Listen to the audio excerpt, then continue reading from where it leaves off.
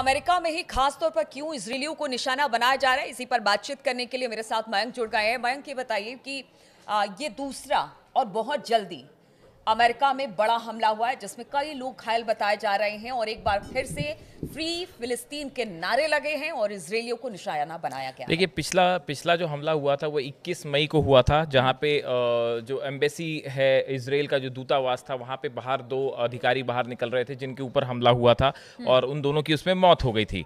और ये 21 मई की घटना थी जिसमें 30 साल का जो है रॉड्रिक्स, जिसको है गिरफ्तार किया गया था। अब बिल्कुल उसी तर्ज पे देखिए, हमने जब पिछली बार अपना वीडियो बनाया था तभी हमने ये बात कही थी कि अब हो सकता है कि आने वाले समय में इस तरह के और हमले देखने को मिले। और देखिए, बिल्कुल वैसे ही होता है। अमेरिका के कोलोराडो में एक रैली हो रही थी जिसमें बहुत सारे ज्यूज शामिल थे, यहूदी शामिल थे, जो कि जो फिलिस्तीन में जो इजराइल के बंधक हैं उनके पक्ष में जो है ये रैली हो रही थी। इसी दौरान एक शख्स वहां पहुंचता है, उसके हाथ में कॉकटेल्स था और मोलोटोव कॉकटेल बताया जा रहा है। इसको एक प्रकार से आप समझ सकते हैं कि एक पेट्रोल बम की तरह भी आप समझ सकते हैं। उसके हाथ में 2 बॉटल्स थी जिसमें ये मोलोटोव कॉकटेल था। इसमें वो आग लगाता है। आग लगा के जो प्रदर्शन कर रहे हैं लोग, उनके ऊपर उसने हमला किया आग से, जिसमें 6 लोग बुरी तरह से झुलस गए हैं जिनका हॉस्पिटल में इलाज चल रहा है। अब देखिए, ये जो प्रदर्शन हो रहा था, ये रन फॉर देयर लाइव्स नाम का एक ग्रुप है अमेरिका में, कोलोराडो में, जहाँ पे जो है वो रैली हो रही थी और इसमें जूस शामिल थे।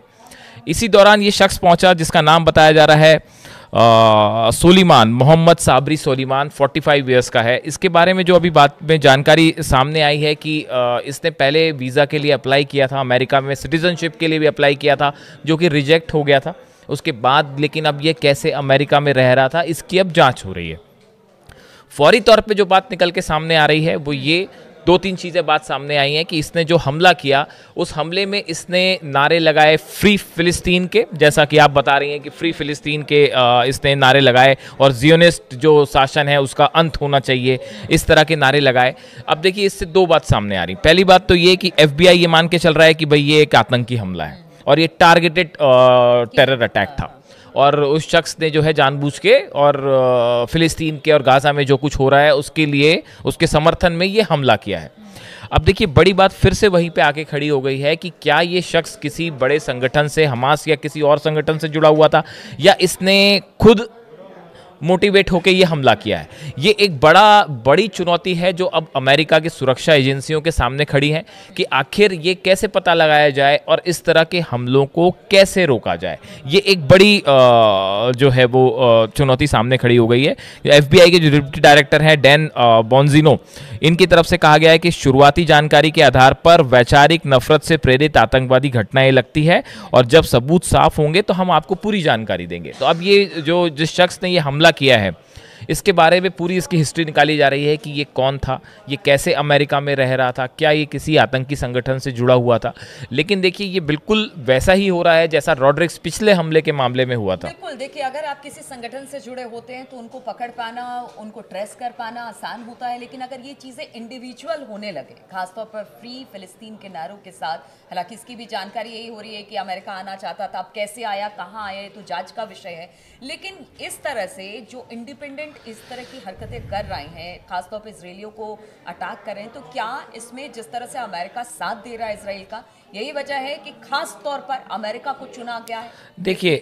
देखिए, दो बात है। अगर आप देखें कि जिस तरह से इस शख्स ने हमला किया है, मोलोटोव कॉकटेल जिसका इस्तेमाल किया गया, इसने इस्तेमाल किया आग लगाने के लिए। अगर देखिए, कोई ये किसी संगठन से जुड़ा होता तो शायद मोडस ऑपरेंडी थोड़ी सी अलग हो सकती थी। आप देख सकते थे कि ये किसी हथियार का इस्तेमाल करे। अमेरिका में हथियार मिलना कोई बड़ी बात नहीं है, तो ये हो सकता था कि आप देखते कि किसी तरह की गन का इस्तेमाल करता या किसी ब्लास्ट मटेरियल का इस्तेमाल कर सकता था।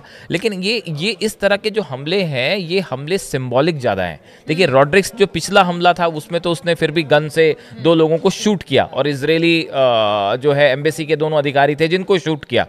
लेकिन इसमें जिस तरह से आग लगाई गई, ये देखिए, ये कई सारी चीज़ें हैं।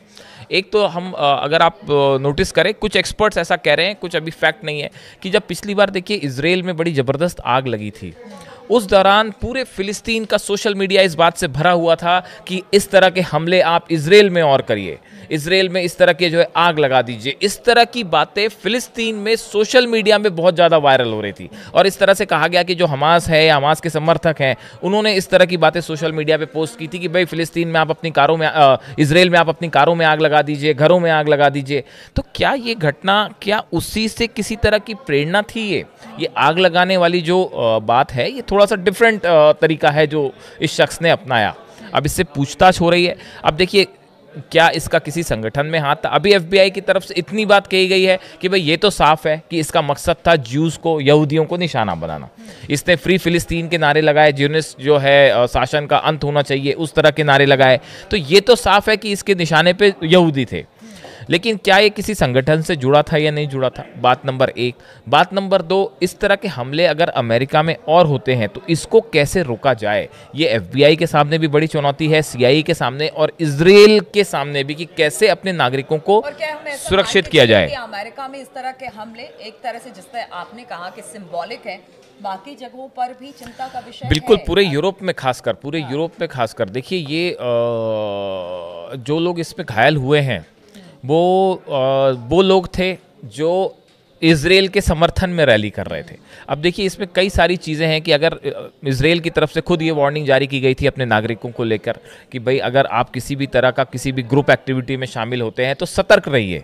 ये पिछली बार एक बता दिया गया था। इस तरह की वार्निंग्स इजराइल की तरफ से जो सोर्सेज बता रहे हैं वो हर देश में जो उनके नागरिक हैं उनके लिए जारी की गई थी।